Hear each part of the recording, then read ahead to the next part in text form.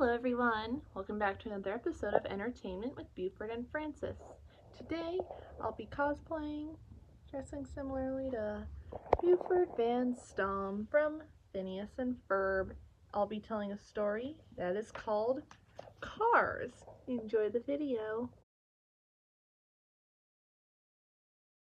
In a world populated by anthropomorphic vehicles, during the last race of the 2006 Piston Cup season and championship at the Motor Speedway of the South, a skilled but arrogant rookie race car, Lightning McQueen, has overtaken his opponents, avoiding a huge wreck and built up a huge lead over the Cup's defending, reigning, but soon retiring, 7-time Golden Boy champion Strip, the King, Weathers, and perennial runner-up Chick Hicks. However, because of his refusal to make regular pit stops and get new tires, his rear-worn tires blow out in the final lap, forcing him to skid and ultimately crawl to the finish line, barely managing to tie the King and Chick in a photo finish by sticking his tongue out at the finish line.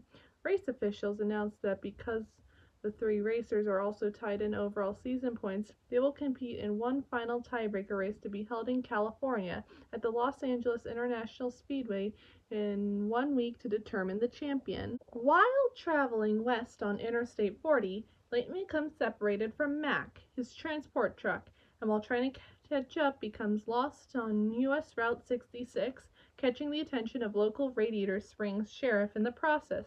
A chase ensures, during which Lightning crashes through a barbed wire fence and gets tangled, damaging part of the town's main street, using the statue of the town's founder in the process.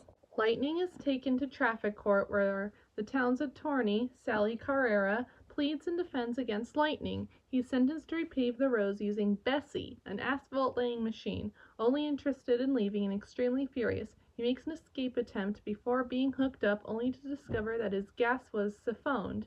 Later, Lightning rushes through his first day of paving after getting a disturbing vision of Chick Hicks winning the Piston Cup and earning the sponsorship of Dinoco, the King's sponsor company. When he heard that Chick Hicks arrived first to practice for the tiebreaker and the new road surface is so bumpy, unusable, uneven, and poorly splattered, instead of apologizing, Lightning only knows that the job is done and he can leave.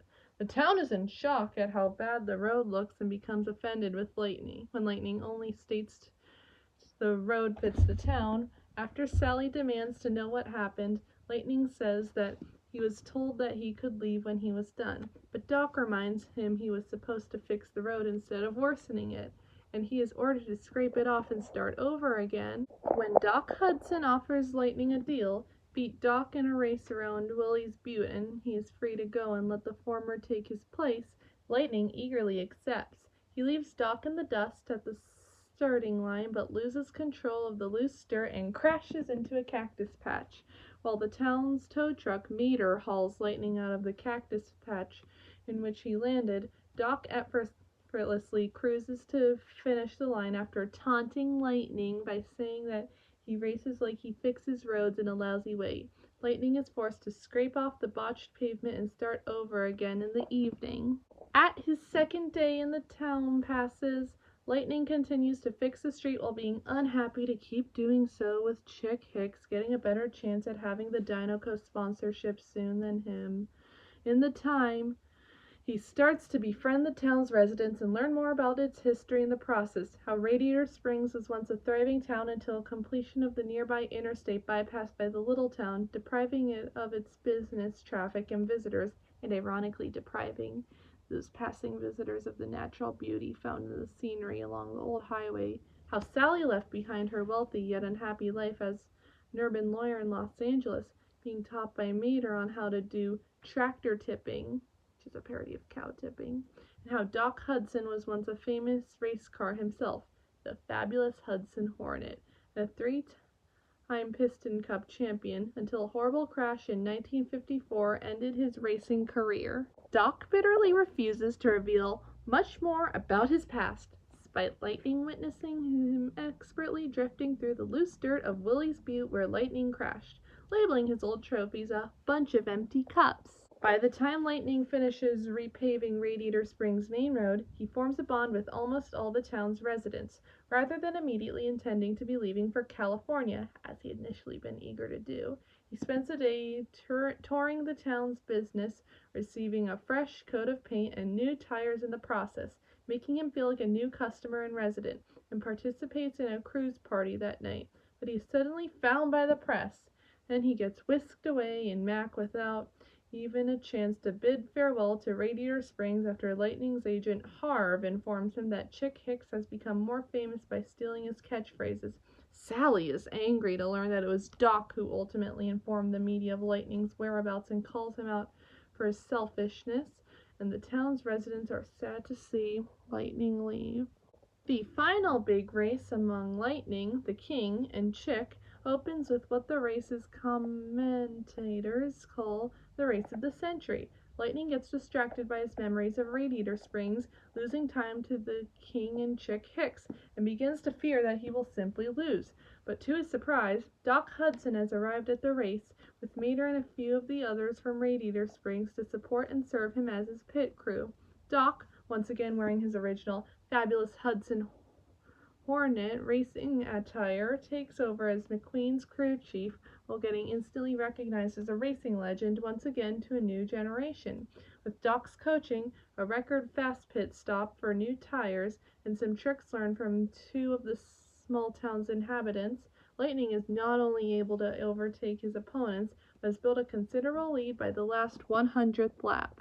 As Lightning approaches the finish line, Chick sidesweeps the King in a desperate attempt to avoid finishing behind him yet again, sending the King into a dangerous rollover crash. Lightning, featuring that the King's racing career will end in the same way the Hudson Hornets did, comes to a full stop right before the finish line. After letting Chick gleefully cross the finish line to win, Lightning then backtracks to push the veteran racer across the finish line ahead of him, saying that, "I think the King should finish his last race." Although Chick Hicks has officially won the Piston Cup, he begins to learn that it is a hollow victory as he is jeered and despised by the angry crowd for taking out the King with his harsh actions. While Lightning is hailed a hero for his good sportsmanship, Tex, the owner of Dino Co., offers to support Lightning as his new sponsor, but Lightning, now having a change of heart, respectfully declines, saying that his current sponsor, Rusty's, gave him his big break and decides to continue being with them. A few days later, not too long after the race, Mater enjoys his wild ride on Rotor Turbowski, Dino Co.'s private helicopter, just like Lightning had promised him a helicopter ride a while ago after his first time tractor tipping with Mater, while Luigi and Guido meet a real Michael Schumacher Ferrari in their Stone, to which they both faint. Lightning returns to Radiator Springs, announcing to Sally that he will establish his permanent racing headquarters there. This helps revitalize the town and draw back visitors and tourists, and even welcome new residents, with the once abandoned Route 66 being reclassified as Historic Route 66. A minivan couple named Van and Minnie, who earlier asked the residents in Radiator Springs for directions to the interstate despite Van constantly declining, wander in a desert looking all tired, dirty, and weary, with Minnie desperately complaining Van to ask for directions, and in his insanity, he still declines and thinks an on-ramp is close by to them.